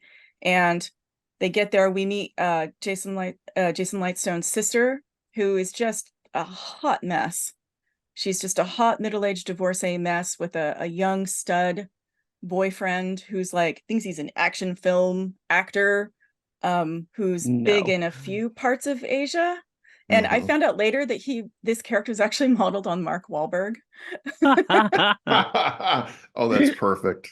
And he's just a douchebag, right? He's just like a macho, like, wow, do karate kicks kind of douchebag. And their son looks like Justin Bieber before Justin Bieber looks the way he looks now. And he's all like every 5 minutes the kid's like, yo, TikTok, what's up? And you're just like, oh my God, that kid needs to be punched. Like you instantly are just like, well, I can't stand any of these people. And like Jason Lightstone's sister is abusive to the staff, and the staff who are serving drinks and serving, cookies and food and stuff like that are all dressed up in like holiday outfits and like, little stockings. They're dressed like little elves and things like that. And the mom shows up, and just everyone on the sister side, her boyfriend and her son, they're all just complete suck ups. And the woman who plays their mom was actually the mom from National Lampoon's The Vacation. And she is just potty mouth. I found out that she has a whole scene where before she even walks in, where she's just like, fuck, fuckity, fuck. And she's saying all this really mean stuff. And then it ends it with, all right, Merry Christmas to you, Senator. Bye. And like walks in the room. I found out that was ad-libbed. I which love is pretty great. She comes in and like people are sucking up to her, because she's got the money and they want the inheritance or like whatever, like the usual, like trying to get in her good graces. And she's just mean and doesn't care and thinks they're all just complete dumbasses for the most part. And meanwhile, they get through the evening, they go to tuck in Jason Lightstone and the mom go to tuck in Trudy, and they I believe they forgot something for her, but he's like, wait, hold on, I've got something, I'll be right back. And he goes away and he comes back in and he's like, ta-da. And Trudy, who's in bed, is like, what's that? And he opens it and it's walkie-talkies, and she's like, why are you giving me walkie-talkies? And he's like, that's a direct line to Santa. You can talk to him. You can ask him for whatever you want. And she's like, oh, I can talk to Santa. I can ask him for whatever I want. Yeah. And they like put her to bed, and she's super stoked. And meanwhile, a home invasion begins. And what comes to pass, without giving too much away, is that essentially a home invasion has been staged with insider threats, and the insider threats are the entire staff. Well, nearly the entire staff, but mostly the entire staff, run by a man who calls himself Mr. Scrooge, played, I believe, by John Leguizamo. Yes. And yes, all of the staff, all of the bad guys, all the baddies have these rad criminal code names. They're all like Frosty, Peppermint, Mr. Tinsel, Ginger. Yes. It's so fantastic. And they're kind of dressed to the part as well. And you really, you understand very quickly that they're mercs, and they're really like the horrible kind of mercs, like the kind of mercs that go in and do really bad things in other countries, kind of stuff like Blackwater kind of shit. And the home invasion starts to unfold. They wake the family up, they bring them downstairs, and they're starting to do okay, we're going to get into the vault. We're going to break into the vault. And the mom is like, the matriarch is like, you're not getting in there. You want to know what happened last time this happened? An extraction team showed up, who are, by the way, on their way. And the kidnappers were never found.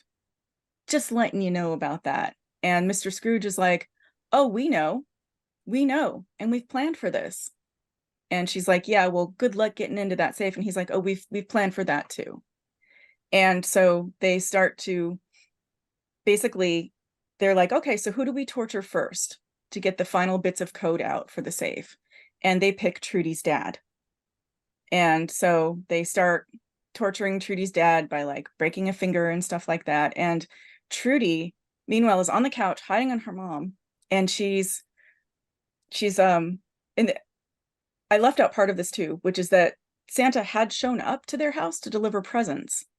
And he came in the top, he parked on the roof, came in the top, found the good whiskey, found the Japanese whiskey, had some whiskey, found a massage chair, and passed out on the massage chair while the home invasion happened.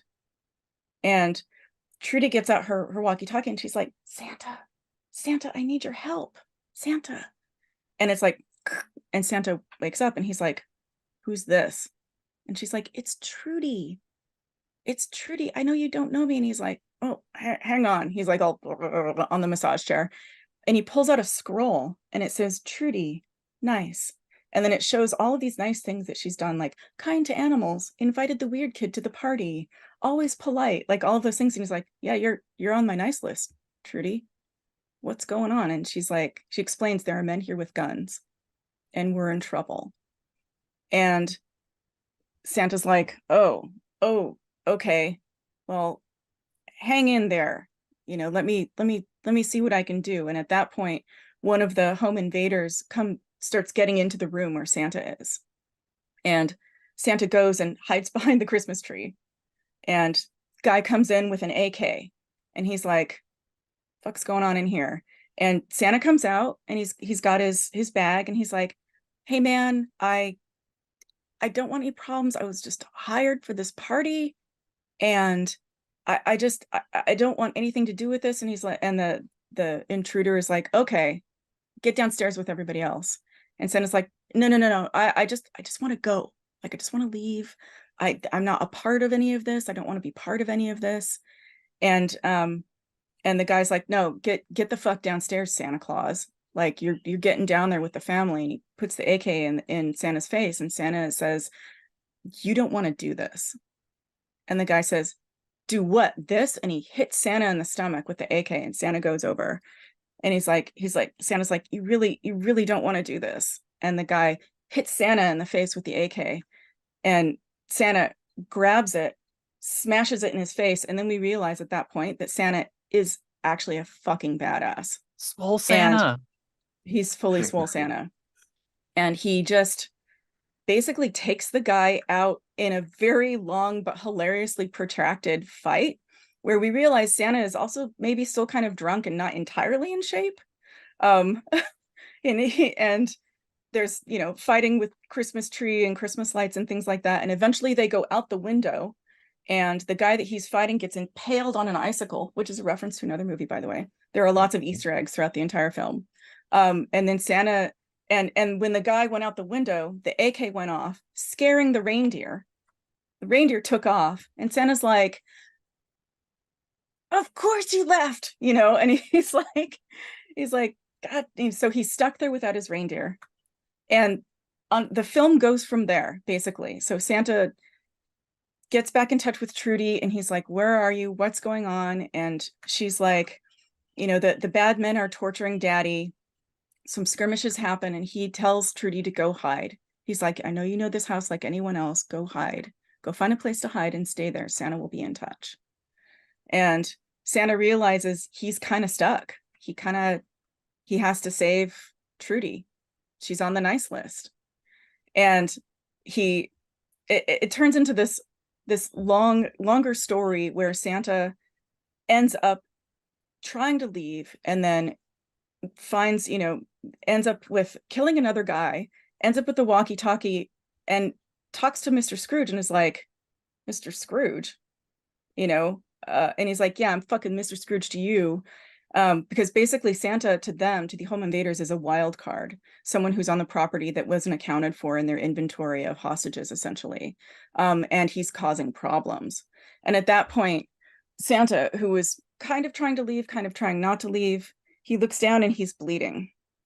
So he took a hit in his last battle, and there's blood running down his leg. So he goes back to the house, and he goes into a room. And at that point, he takes off his Santa top, and he's absolutely covered in this patchwork of tattoos. They're all Celtic tattoos. They're all Norse. And we really get the sense that these are ritualistic tattoos. They're very old tattoos. And he's very covered in scars. And I wonder too about the tattoos, like, are they sigils that trapped him? Because through conversation, we also realize that he's been doing this for 10,000 years. He's been in a relationship with Ms. Claus for 1,100 years, and they're on the skids. And we're like, okay, how long has he been doing this?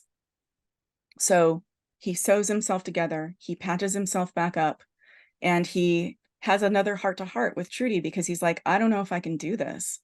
You know, I don't know if I'm gonna make it. I don't know if I can make this happen. And Trudy talks to him and she's like, why do how did you end up doing this? Like, what got you here, basically? And then we get a flashback of Santa, where Santa came from. And he reveals to Trudy that his real name, his original name, was Nicholas the Red. That he was a Viking warrior, a Norse warrior. And he tells her he did a lot of bad things with his best friend, and his best friend was Skullcrusher, his hammer. And he was like, I used to line up heads, and I've done a lot of bad things. And Trudy's like, well, maybe you did a lot of bad things so that you can take that skill and do some good things with it. I believe in you. And that's when he's just like, stay put, Trudy. Santa's coming to town. And you're just like, yeah. And yeah, and I want to give away too much, because the scenes that come after this are just, there are some epic fight scenes, some epic battle scenes. There's a new hammer that comes into play. And just the whole thing ends up being just this joyful film with just tons of gore and lots of jokes. Like, it's very comedic, but they're not dumb jokes. They're like, Santa sneaking down the hallway with tinsel to try and get one of the black water to get peppermint, peppermint, codename Peppermint. And he goes by like an automated Santa who's like, oh, oh, oh. And she turns around and he looks at the Santa and he's like, fucking traitor, and like dives after Peppermint. It's like jokes like that where you're like, oh yeah, this has got me. Also, John Leguizamo, I know he's really mean. He's really good at being mean. He plays a phenomenal great baddie. Yeah. Oh, it's absolutely, yeah. He's believable, and he's just, yeah. And he's constantly toying with the idea of Christmas isn't real, but if you're really Santa, you fucking ruined Christmas by existing. Right. Yeah. And there's also, I'm sorry. Go ahead. No, please. There's another twist with the family story that I thought was great. That I don't want to give away, but there's like one more twist to the family and the money and the inheritance that becomes very important later on. So we have Santa, but we also have, we don't forget about how this fucked up family works. Yeah. And how conniving everyone is. Oh, absolutely. They did seem to like layer bits of the story well. That came across really true. Yeah. And I think, one of the favorite things to me is the way it ties the myths together, in that this, we can go with, the whole setup, right? Of like, this is actually Santa. He was actually a Norse warrior, that sort of thing. But there's one scene in particular where Mr. Scrooge has Santa tied up and bound in front of a fireplace. And there, I think it's Peppermint and another, I can't remember the name of the other one. It's not Mr. Frosty, but another one. And he's, and the Mr. Scrooge, gives his whole like, this is why I hate Christmas story, like this, let me show you on the Christmas where Santa hurt me, to Santa. And they're like, what's your name? What's your real name? And he kind of looks up and he's all bloody Santa, swollen. And he starts saying all of these different names for Krampus and Santa and Saint Nicholas. And that's the moment for me where I really feel that this film levels up in a way that others don't, because it takes all of the folklore and the myth, and it brings us, it concentrates it to this point of time that we are in now, showing us that the Santa that we have now is all of these myths and all of these stories. And in that moment, all of them are true. And it's powerful. It's a powerful moment, and it anchors all of the emotionality of the film to a point where you feel like it's timeless and you're invested.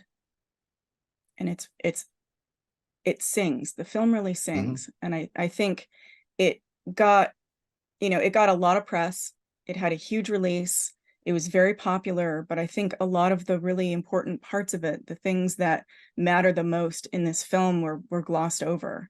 I think it was one of the larger outlets, I don't know if it was NYT or Atlantic or something like that, were like, do we really need a violent Santa story? And of course, like, that's a dumb question. Yeah, we do. And that we always shows need me one. Right? But it shows me they totally missed the point of a lot of what was going on in the background of this film, that it's not a simple story, but it's also a very timeless story. Yeah. And it's about redemption for everyone, including Santa. Yes. Yes. I'm And not it's touching. surprised. Yeah, I'm It's like not touching too. surprised.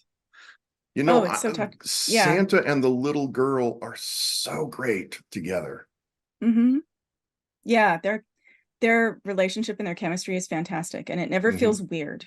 It never feels sappy or saccharine or creepy or anything like that. It just feels a little bit like a buddy film in a way. Yes, that's a good way to put it. Yeah. I did find out interestingly though, the director, Tommy Borcola, I don't know if I'm pronouncing his last name right. He directed Dead Snow. Oh, that's great. Right? I didn't realize that. That's great. That's a great leap. Yeah, who doesn't love, dead Nazi zombies getting killed? Yes. Like, it's a fun one. It's another horror comedy. Yeah, he also did Hansel and Gretel Witch Hunters, Dead Snow 2, Red versus Dead. Yeah, I saw that one. That was pretty good too. I recall the Hansel and Gretel one isn't all that great. It was sort of that I think he just assisted on that in his defense. Oh, okay. Not that I know him well enough to defend him, but okay. He did direct his baby. Yeah, he did direct something called Spermageddon, or it's on its way out. I think that's coming up. That I don't know about. I'll have to look for that one. I might not look for that one. No, probably not for me. Well, I at least want to know what it is. Yeah, totally. Well, it says with coming this director 2024. and that title. Yeah. All right. So yes, Violent Night. It's a feel-good holiday horror comedy film. Not necessarily for the whole family. Yeah. But it's highly, highly recommended. And it's got a great ending. It's got an ending that isn't bleak or sad or overly saccharine or moralistic. It has it sticks the landing really well. Yeah. And Harbor is such a great Santa. Oh my God, he's so perfect. Yeah. He's so perfect for it. For me, it's John Leguizamo. I just the crush will always be there. It will never end. And honestly, like I really liked the art style in this film, and this is one of the few ones that I've actually seen too. So that's it's rad. Like highly recommend, even from the Baby Bat corner. It's a really freaking fun time. And I like the bits in it that are just kind of these callbacks to these different areas, and just like callbacks to different like long storied places. Like I thought when they combined some of the this is happening at the same time, when you're like, oh, okay. I didn't know you were going to combine that. And I'm like really hesitant to say anything because it just gives away too much. And I think the genuine surprise of like seeing those reveals is really worth it. Really, really, really worth it. And we have 2 movies in this set with Viking Santa. And I love that because of the Norse roots of Santa being a variation on Odin mixed with Saint Nicholas. And that's how we kind of get our modern Santa. Saint Nicholas did a lot of the basic stuff that we know of, but he wasn't a big fat round Coca-Cola Santa Claus. But he didn't fly. He didn't have, Odin. Odin flew with his 8-legged horse. Odin gave gifts. Odin had elves that made gifts. I mean, the Santa myth is there. The pagan version, and then you just smash the Christian version together, and then you get Coca-Cola involved, and you get that Thomas Nast big fat, roly-poly Santa who would never stand a chance against David Harbour Viking Santa. Oh, yeah, no way. Yeah, I'm a huge David Harbour fan now after that film. Yes. Like, big time. Pretty Definitely. darn rad. Really, really rad. It's an exciting one. Okay, so that was our films. And now I want to bring us to the segment of what did we learn today? Well, one of the lessons I learned is that my fellow reindeer brethren should not be messed with. Should not be messed with. And that we're possibly also elves, I think. Maybe. Yeah. Not sure yet. That's yet to be determined. Yes. And if you're elves, maybe you're not the nice kind. No. Yeah. Don't mess with Santa. Yeah. Like, you may be getting the mall Santa, but you may be not getting the mall Santa. Yeah. You might be getting the big thing in ice. Yeah. Don't drill into the horns. ice. Don't drill into the ice and look for the we learned that from The Thing. Yeah. It's a basically lesson it's Santa as the thing. Yeah, it's a lesson as old as The Thing. It's like, don't wake the thing in the ice. It's pretty simple. So this is a lesson. There might be 198 lessons coming your way. Yes. Potentially. I know. Absolutely. Yes. The other thing I've learned is always carry around a walkie-talkie, because then potentially you have some kind of friendship that you can reach on the other end of that. So that's always good. I feel like that's just a good horror tip in general. If you find yourself in that situation, perhaps maybe just have one. Let's see what happens. Yes. I think based on the description, and based on the description of hosts, I think I won't be going to anyone's family dinners. No. Ever. No. Check for hammers. Check for hammers and shotguns. That's all I'll say. Yeah. Not that they're COVID safe now anyway, but in the future, yeah. I have a feeling that's going to make people feel, once they see that host film, it's going to make them feel a little awkward when they're at that dinner table with those family members, and it gets kind of quiet for a second. Yes. What's going to happen? Like, I learned not every family member is a nail. True. When you have a hammer. Oh yeah, Baphomet likes that. That's a good lesson. That's excellent. Wow, I'm genuinely kind of like struck. I'm shook by that one. Thank you. Yes. Thank you. Of course. Oh my goodness. All right, good lessons. I like good this. lessons. I like this. Can we mention one more film that we didn't get to completely review, but we both saw? There are so many. Yes. But The Sacrifice Game just came out recently. Yeah, it's on Shudder. It's another home invasion, but it's a very different kind of home invasion. It's a home invasion at a girls' school. Yeah. In which some creeps are trying to fulfill an ancient prophecy so that they can release a demon that will give them ultimate power in the world. But nothing is as it seems. Oh, it's so good. Absolutely nothing. It's such a good film. Whatever you think is going on isn't going on. It's something else. Yeah, it will surprise you consistently. I kept thinking, I was like, oh, it's one of these. Oh, it's not one of these films. Oh, wait, what is that? What is she doing? That means something totally different now. And the tension just ratchets up and ratchets up and ratchets up, and things just go so sideways that you are just like not even sure where the film is going to end up. And and it's got a great ending too, which you The can't ending predict. is wonderful. The ending You is can't predict the wonderful. ending. Yep. That's a So- nice But little thing it's to take on the holiday and just kind of Yeah. take some time. yeah. Yeah. So if So you're looking for a new film to watch, we can definitely recommend the Sacrifice Game. Sacrifice Game.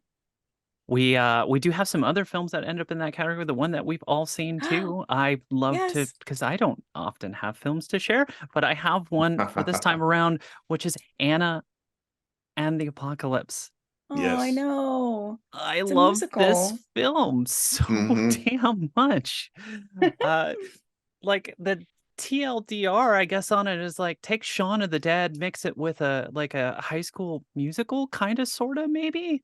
And there's a lot of interesting twists and turns in it, and it's just a delight. If you want a really good time, sit down with someone online and watch this film, because it's so silly.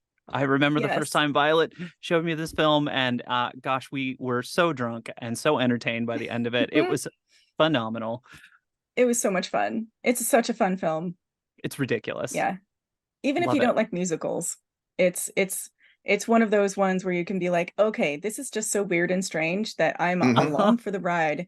And it's full of really great English character actors as well. Yes. And I'm someone who doesn't like musicals, and I loved this. Ah, nice. Excellent. Yeah, there are a lot of films that I think we wanted to cover that we didn't. But I think in our post-show post, we're gonna give you more films to go hunt down and look for. And also, I'm on Letterboxd, and I've got a big list of holiday horror films on my. So if you look me up on Letterboxd, you'll see my favorite horror films in my holiday horror list.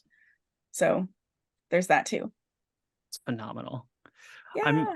I'm really excited for these films, and I'm really looking forward to watching a few of these with you over our little break. And do we want to talk about our break and when we're coming back? And we're gonna release. You're gonna get this episode for the holiday, and then we're gonna see you all in the new year with a couple of really awesome episodes. So really excited to share those. And just hope you all have like a spooktacular time.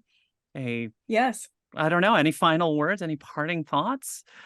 Yes. I wanted to talk about we wanted to try and talk about like things that we're looking forward to, not necessarily in the new year, but like some horror scuttlebutt kind of things. Forgive me, I jumped okay. ahead. I've heard that there's a sequel in the works for Violent Night. Oh, that would be great. I personally need it right now.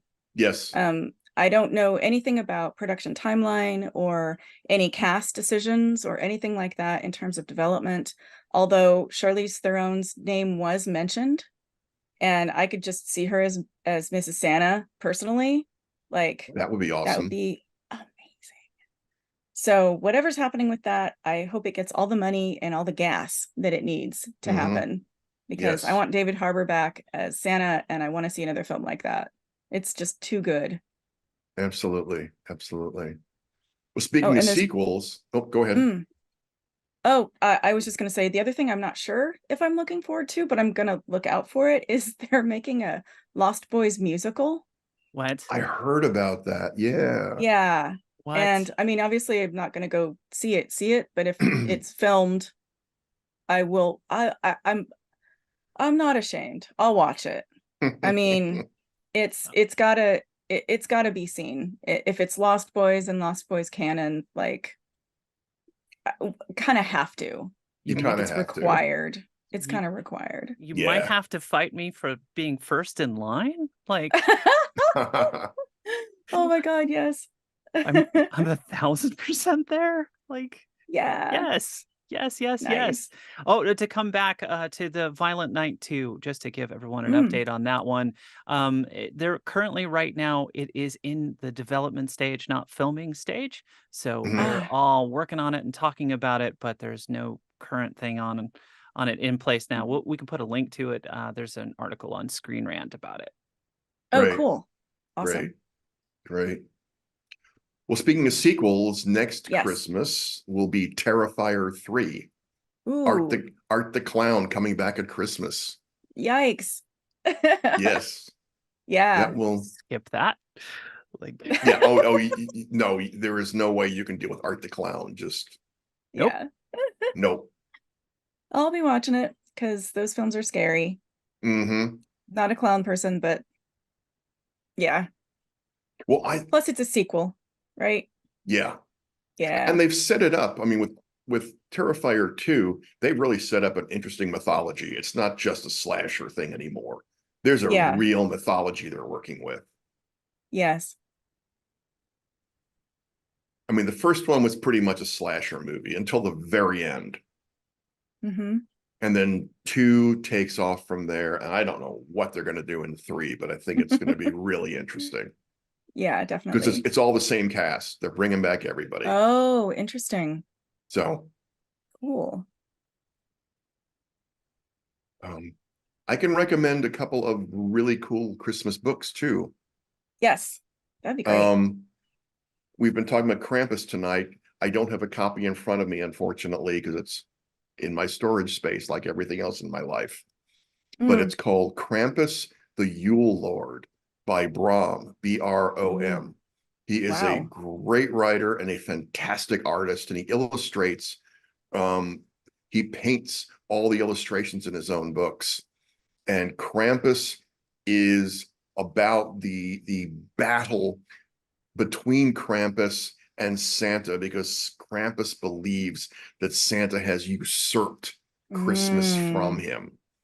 But it's not just about them. I mean, it's set in West Virginia, where Jesse Walker, who's a local struggling songwriter with not a lot going on in his life, sees these horrible figures chasing a man in a red suit toward a sleigh and 8 reindeer. And when the reindeer take off into the sky, taking the sleigh, the Devilman and Santa, the down on his luck singer ends up with this sack. And Krampus tells Jesse the secrets of the war between Krampus and Santa. And so the lines of good and evil get very blurry. So I really recommend Krampus the Yule Lord to anyone who likes books, who likes reading scary stories. I mean, the English tradition, right? We have to tell ghost stories at Christmas. The Yule Lord, Krampus the Yule Lord is a really good one. And speaking of telling stories, scary stories at Christmas, I can also recommend Christmas Upside Down. Christmas and Other Horrors. Oh, cool. By Ellen Datlow. It's Christmas stories, it's solstice stories, it's Hanukkah stories. All that's great. Awesome. That looks fantastic. Also, the cover is gorgeous. Yeah. The cover is beautiful. Truth be told, I have a story in here that I'm really proud of. Cool. Nice. A bunch of great people are in this book. I'm really happy to be with so many cool people. And Ellen Datlow is a great editor. So absolutely. I recommend this book wholeheartedly. Oh, that's good tip. Awesome. Thank you for that. That's awesome. Sure. So much stuff. So many It's things. so good. So much to look forward to. So many films out there. We have reindeer that are losing their mind. I think everything is going to be on the Tumblr site, and we're going to have all of the show notes with all of these wonderful recommendations, these books, the links to everything. So everyone will have those at their fingertips, so they can just easily breeze through it and not have to think about what to watch. Just pick one a night, see what happens. Exactly. But from all of us here at Raised by Horror, we hope you have an interesting holiday. a delightful one for you. How about that? Yes. There you go. Well, I hope you all have a blood-soaked, hilarious, horrific holiday horror holiday. Because that's Absolutely. just, If it can't be blood soaked, at least it's spooky. That's Exactly. keep it Exactly. creepy. Well, Yes. inspired by Swole Santa, I think it's time to just kind of Yep. get our glasses together, and we'll catch you all soon in the new All year. right. Yes. If we Happy know how. Christmas, everybody. Happy holidays. Okay, how Bye-bye. do we end it? Like.